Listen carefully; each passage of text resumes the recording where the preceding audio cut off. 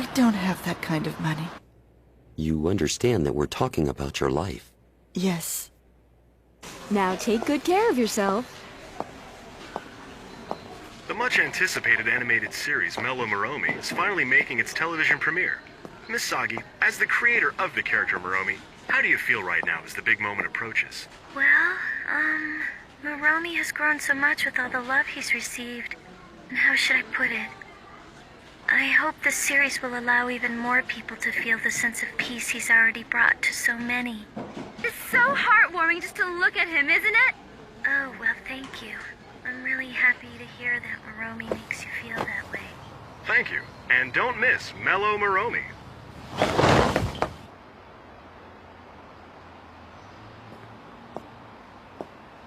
Did you hear? They say Little Slugger showed up again. No, he's not little anymore. I heard he's stronger now and built like a rock. His entire body is rough and jagged and his face is all messed up just like this. They say he's more monster than human now, a demon.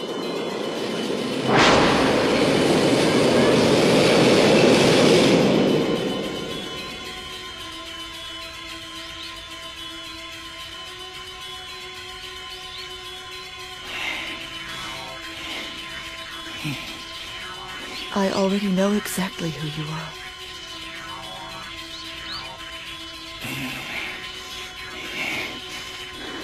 I called you.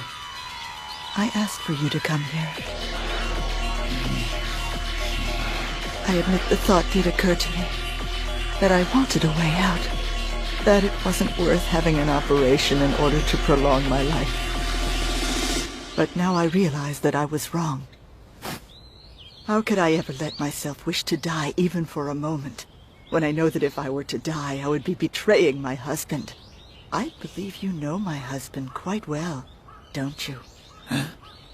Don't you understand yet? Take a look at this room. Doesn't it tell you something? That's correct. You know who he is. Hey, mister, you can't go that way.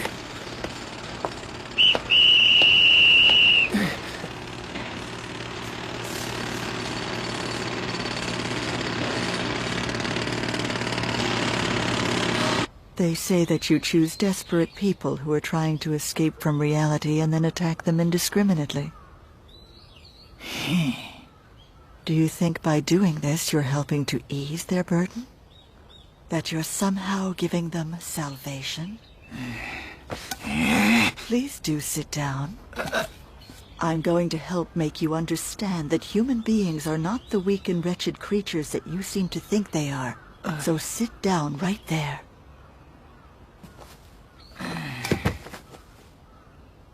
I was born with a delicate constitution, and throughout my entire childhood, doctors told me there was little chance I would survive for very long.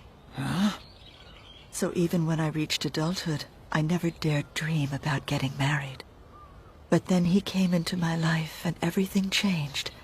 He told me that he would accept everything about me exactly as I was.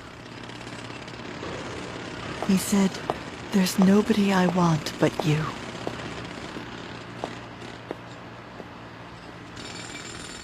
I was overjoyed. We decided to get married as soon as we could and live a modest, humble life together. I was so happy back then. But unfortunately, that happiness did not last for very long. We'd wanted to have a family, but soon learned that I was unable to bear children. My body wasn't strong enough for childbirth. I was in complete despair.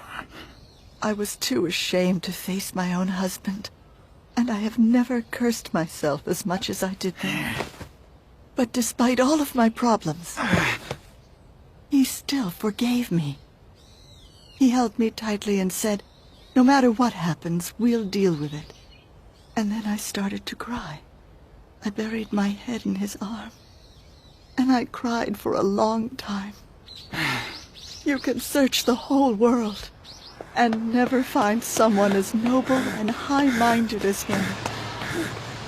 Hey, you're late! What makes you think you can be so late?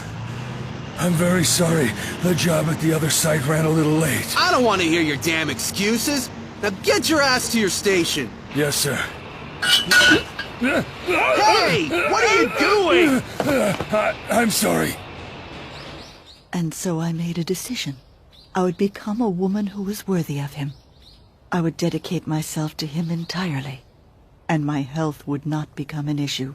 No. But then for some reason, while I'd wanted to do all I could for him, it seemed he started staying away from home more and more. Initially, I just kept telling myself that I had to accept it because he was doing his job. But then I began to fear that perhaps the truth was maybe he had finally grown tired of me. What if he was just using his work as an excuse to stay away from me? I couldn't blame him. As you can see, I am and always will be a useless invalid. I couldn't stand it. It wasn't the fact that I was losing him. It was the thought that I had somehow become a great burden to him. And that hurt. Because if that was really the case, I'd rather... I'm so ashamed. My husband was out there every day working himself to the bone for me. And still, how could I possibly be a decent wife when I couldn't even trust him? What a despicable and truly unforgivable thought that was. I became ashamed of myself and waited for him to come home. And while I waited, I took heart in the firm belief that just as my husband would always be my home, I was his home. Why don't you go home early for a change? Well, your wife's waiting for you. That's the point of finishing up early, isn't it? Why are you racing around to 3 different construction sites? You don't need to remind me. Ah, these stupid freaking tests. Seriously, what a hassle. Wish that little slugger would show up. If he wants to do something, why doesn't he destroy the school?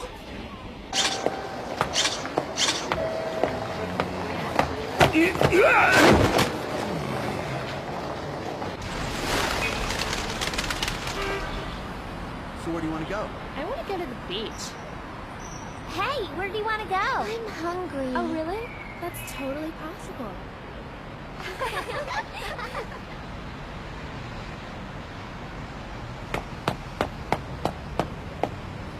After all, there's no place like...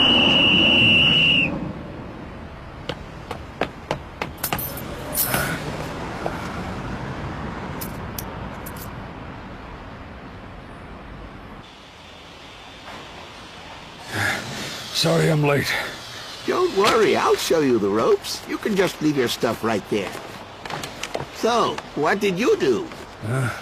Oh, come on, you can tell me. You don't become a security guard at your age unless you've gotten into something.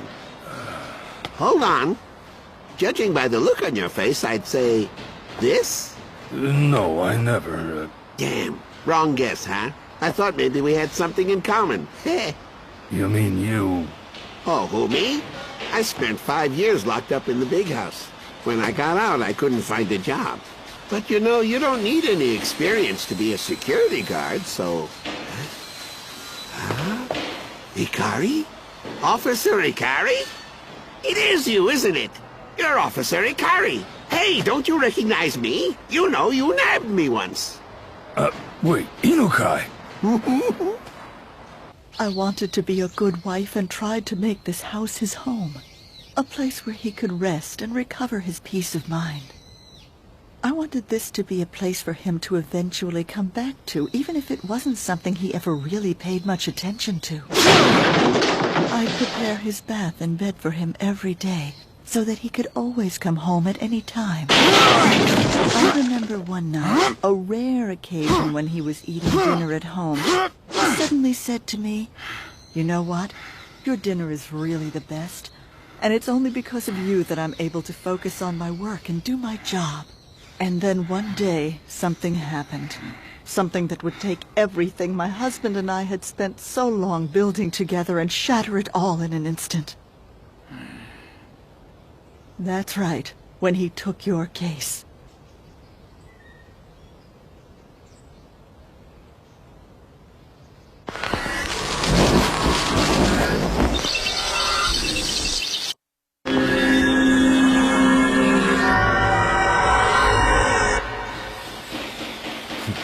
Seems kind of ironic, doesn't it? An ex-detective and an ex-burglar meeting up again years later as co-workers? Well, you can imagine how surprised I was. I mean, I never thought I'd see you in a place like this. But I have to say I'm impressed. Knowing you, I would have thought for sure you'd go back to your old occupation after you finish serving your sentence. Oh, no. Unfortunately, there's no place for an old-school burglar like me anymore. They've got new terms and tools for just about everything. It's ridiculous. Even back in the old days, you were a real classic. Covering your face with a bandana and carrying a big burlap sack. I almost laughed when I caught you. You can't have a burglar without a burlap sack. That's very true. A burglar comes with a burlap sack, a drunk comes with packed sushi, and Oden always comes in 3 different shapes. Those are the 3 things you can count on in life. Yeah, those sure were the days. Looks like the times have passed us by. It's the same everywhere. Huh? Nothing. I don't know why, but for some reason, seeing you again, I get this strange feeling like I've come home somehow. I wonder why that is. Huh?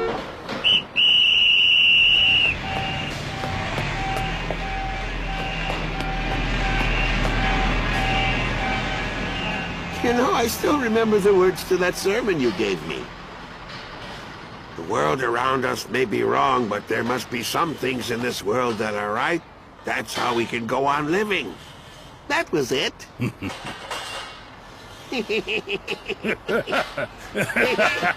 You are an insult to my husband.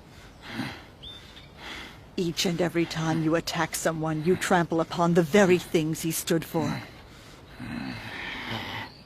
I remember he once told me that he would not be coming home until he had finally arrested you.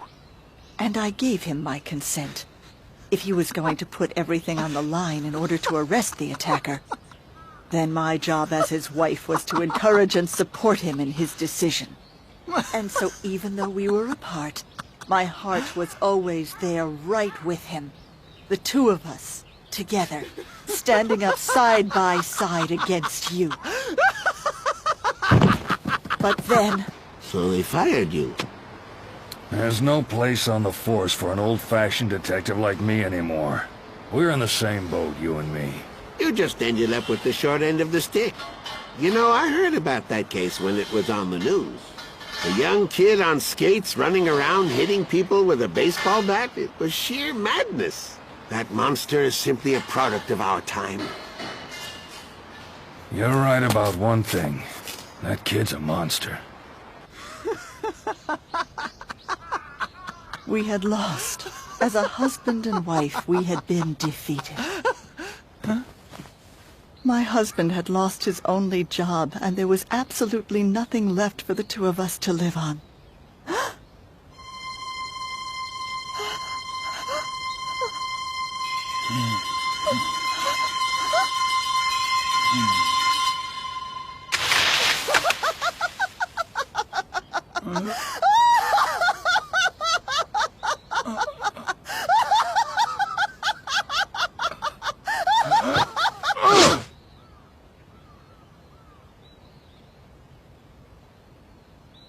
But still, we refused to give up. What good was it to just wallow forever in disappointment? My husband went out and managed to find a new job. He takes great pride in his job and works himself to the bone for us. That's right. Despite everything, we've somehow found the strength to move forward.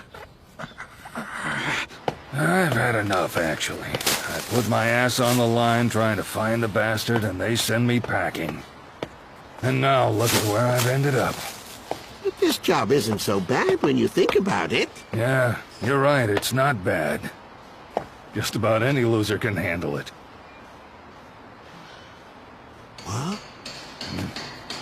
What's that thing there? Oh, well, I may be a loser. This dog is a winner. I found it out on the street. Come on, hurry up! If we don't get there quickly, it's gonna start! Oh, excuse me there, sir. We're working here. If you could please use the service door. Oh, detective! What are you doing here? If you'd please use the service door, it's down this way. Misagi, your dog here. If you look closely, he's kind of cute.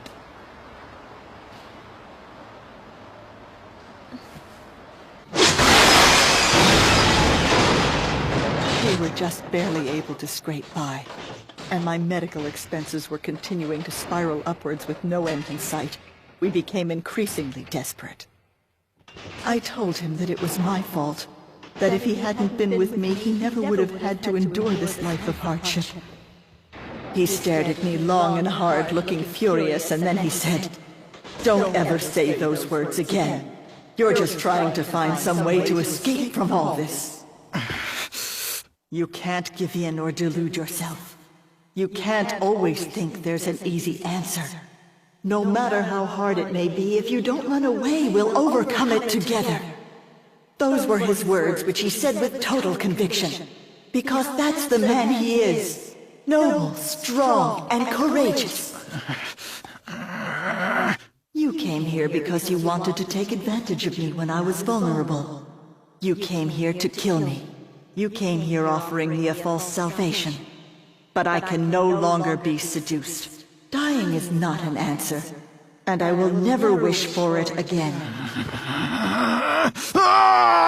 Yes, now you know the real truth about humans. No matter how painful it may be, we can always face reality. But you don't understand that, because you're not human. You simply hurt and kill those who are troubled and delude yourself that you're removing their burdens. How pretentious. All you can do is rejoice over your own actions. Your existence itself is a deception. Yes, deluding people with temporary peace of mind. You and Moromi are in fact one and the same.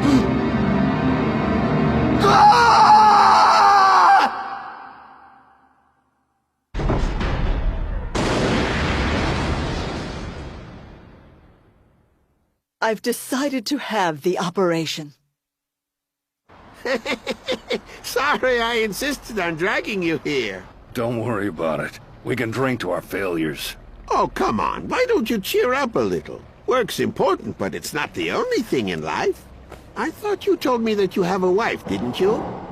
Oh, but you said that she wasn't well. Fortunately, she's still with me.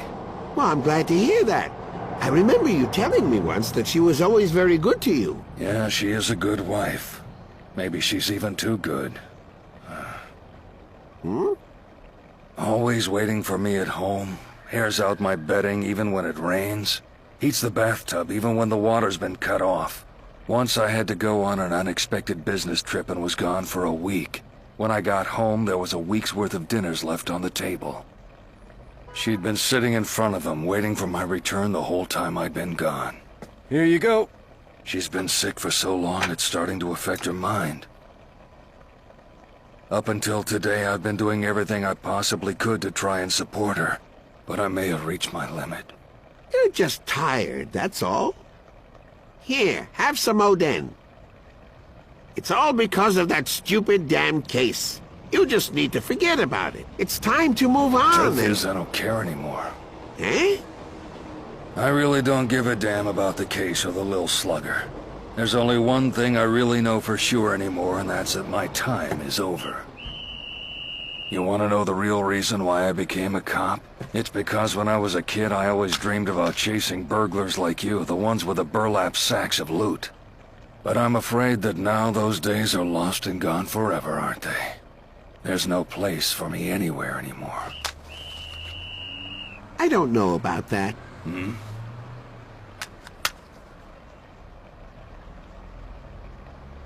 Let's go.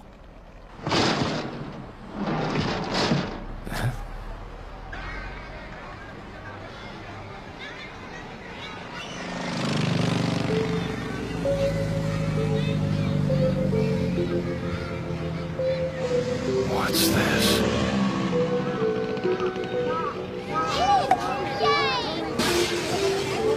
Hey!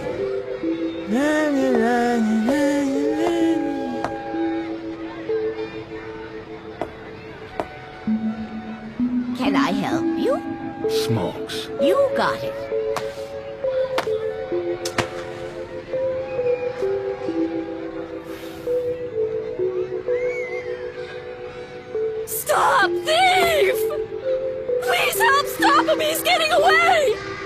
Hey, you, stop!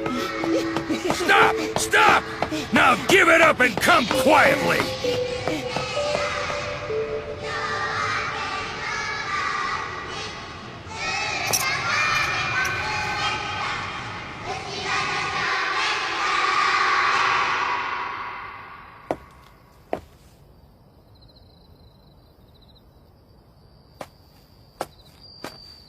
Mrs. Ikari.